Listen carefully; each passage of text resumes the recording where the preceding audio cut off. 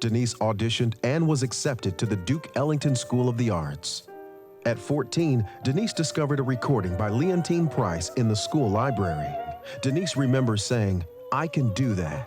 I'm not sleepy, so I will try to sing an opera lullaby. A singing zoo that just so happens to be dancing too. You dance for you. Si je t'aime, si je t'aime,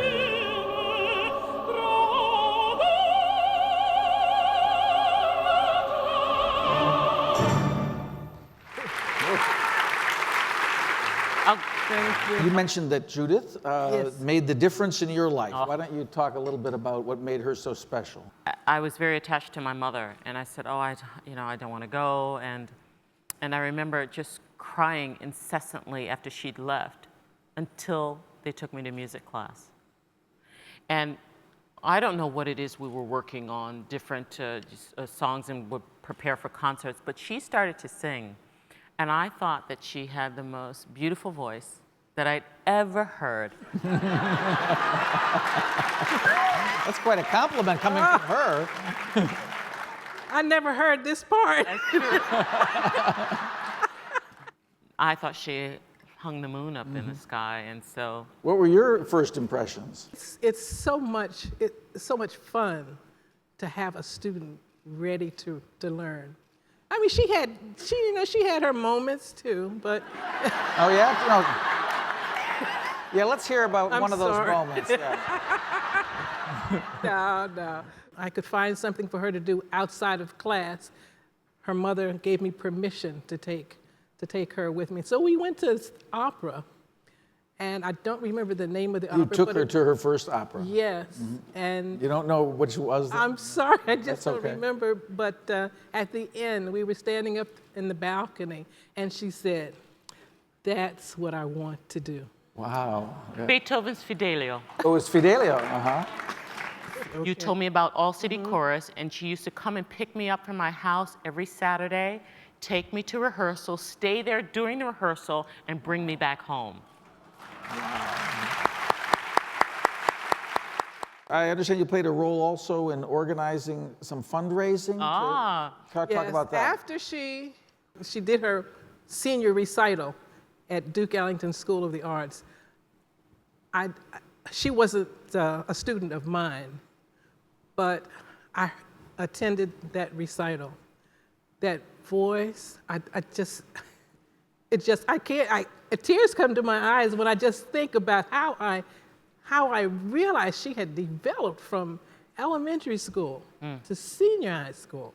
It's hard to send a person onto college with the income that was coming into the family, and she was the oldest.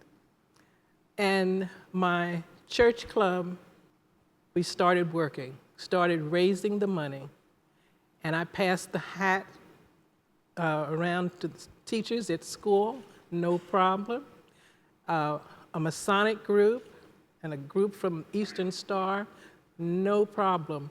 We had her in college in September. Talk a little bit about the impact for you of having somebody believe in you so much. It made the difference. I mean, I have the career that I have, the life that I have today because of Judy. No question about it. No question about it. I grew up in Southwest Washington, and the fact that I became interested in opera did not lend itself to my popularity. I mean, that did not, that sort of thing did not play well, in the hood, as it were. And,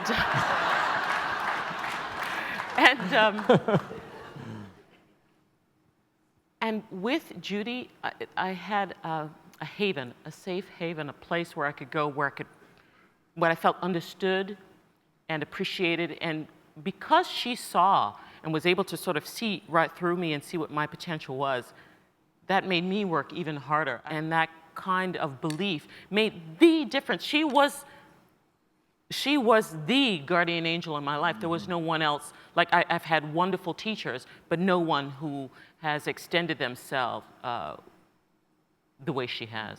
You know, there's a movement around the country to, because of budget pressures, to reduce spending on arts and cultural activities in the school system. Academics are very important, of course, but I just think if a child has some artistic experience early in life, later on he will find a way to express himself in anger. He can write, he can dance, she can dance, she can play the drums. And to have the funds withdrawn from the arts, it's a cruel mistake.